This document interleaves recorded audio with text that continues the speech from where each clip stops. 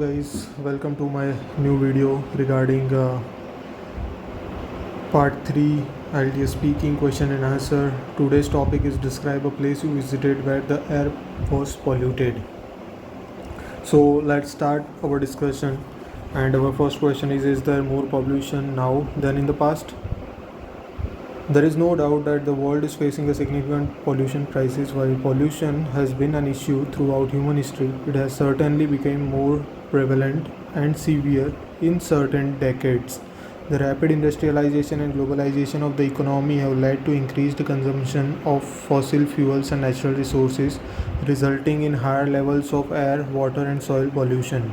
Moreover, the growth of the pollution and urbanization has also led to an increase in waste and garbage generation.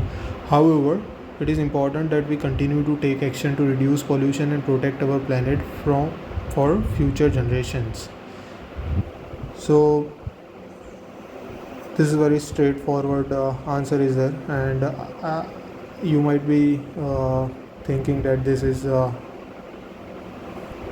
too long answer for part 3, but if you have very broad topic, and if you have a topic which is your favorite, you can increase your answer to 4 or 5 sentences also, provided you make less grammatical mistakes and you don't think too much to form the sentences.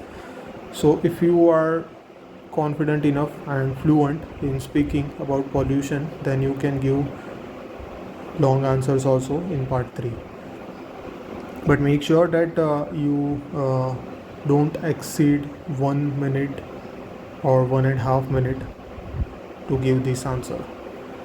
Now, coming to our second question, in what ways can the air pollution be reduced effectively? There are several effective ways to mitigate air pollution. One approach is to promote the use of clean energy sources such as solar, wind, and hydropower instead of fossil fuels, which emit harmful pollutants. Another strategy is to encourage the adoption of energy efficient technologies in transportation, buildings, and industries. For example, promoting the use of electric vehicles and public transportation can help reduce emissions from the transportation sector. Additionally, implementing measures such as carbon taxes and cap and trade systems can create economic incentives for businesses to reduce their emissions. Finally, educating the public about the health and environmental impacts of air pollution and encouraging them to take actions such as reducing their energy consumption and waste can also play a role in reducing air pollution. So this is an excellent example of part 3 answer, I would say, because there are multiple ways to mitigate air pollution, and here those all are discussed along with an example.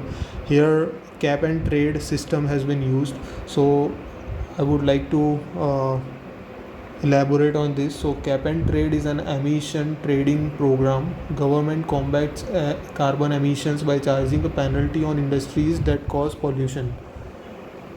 Environmentally conscious firms gain monetarily by selling remaining allowances to other firms. So this is how the cap and trade system works in corporate world. And finally, the best way to mitigate air pollution is to change the behavior and to change the attitude of people who are consuming the energy, right? So this formation of part 3 answer is, I would say, unique and is an ideal from, and you can always use this kind of formation in part 3 answers. Now coming to our next question. Sorry, it is, do you think the city is cleaner or dirtier than the countryside? Why? Pardon my writing mistake here. It is difficult to make a definitive statement on whether cities or countryside areas are cleaner, as both have their own unique environmental challenges. Generally, cities tend to have higher levels of air pollution due to heavy traffic and industrial activities. However, cities also have better waste management system in place and are more likely to have access to clean water and sanitation facilities. On the other hand, countryside areas may have less air pollution but may be more susceptible to water pollution due to the use of fertilizers and pesticides in agriculture. Additionally, Littering and waste disposal can be more challenging in rural areas where there are fewer garbage collection services. Ultimately, it is important to recognize that both urban and rural areas have their own environmental challenges, and it is crucial to take measures to address these issues and protect our planet. So, in this kind of opinion questions, it is always beneficial for you to speak on both sides because this way you will have more content to speak upon, and it will look beautiful, it gives a good impression to the listener also that you are thinking on both ways and you are not doing partiality to a particular choice. Now coming to the next question, what can factories and power plants do to reduce pollutants? So make sure you are making a note of keywords here related to pollution, and you are using synonyms every time, because in part 3, as you know, the questions will be of one topic only, related to one topic, and so there might be chances that a particular kind of words will get repeated. So the answer is, factories and power plants can take several measures to reduce pollutants and promote cleaner production. One approach is to adopt energy efficient technologies and practices such as using cleaner fuels, optimizing production processes, and recycling waste materials. This can reduce emissions of greenhouse gases and other pollutants. Additionally, implementing pollution prevention strategies such as regular maintenance and monitoring of equipment can help to identify and address potential sources of pollution before they become a problem. Installing air pollution control technologies such as scrubbers, filters, and electrostatic precipitators can also significantly reduce emissions.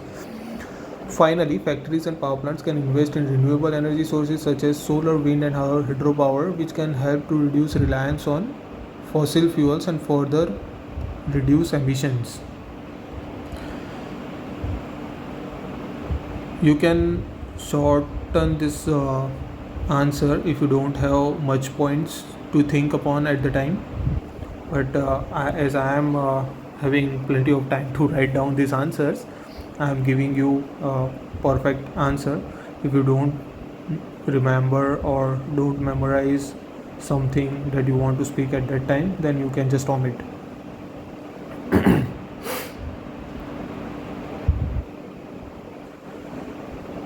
Two questions to go. So, do you think many companies have been forced to reduce pollutants?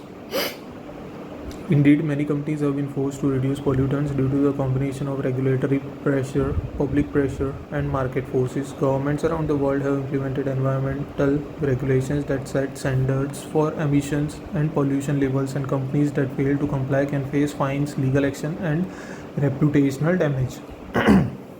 Additionally, consumers and investors are becoming more aware of the environmental impact of businesses and are demanding more suitable and responsible practices. This has led to an increase in the adoption of eco-friendly technologies and practices, as well as the development of green products and services. Finally, market forces such as rising energy costs and carbon taxes have also incentivized companies to reduce their environmental impact and adopt cleaner production methods. While there is still much work to be done, there is no doubt that companies are increasingly recognizing the importance of reducing pollutants and are taking steps to address this issue.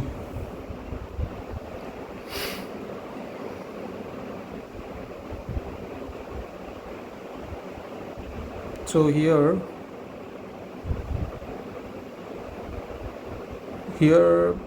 actually finally there is a contrast sentence coming after every in each answer, so you can do like this also. While there is still much work to be done, there is no doubt that companies are increasingly recognizing the importance of reducing pollutants and are taking steps to address this issue. So not all companies are doing the pollution and later on doing the remedies. but there is a shift in the attitude also. That's what they are trying to say in this answer at the last. So our last question is, do you think the wind has any effect on pollution? How? Of course. Sorry. Where am I? Where am I? Where am I? Where am I? Where am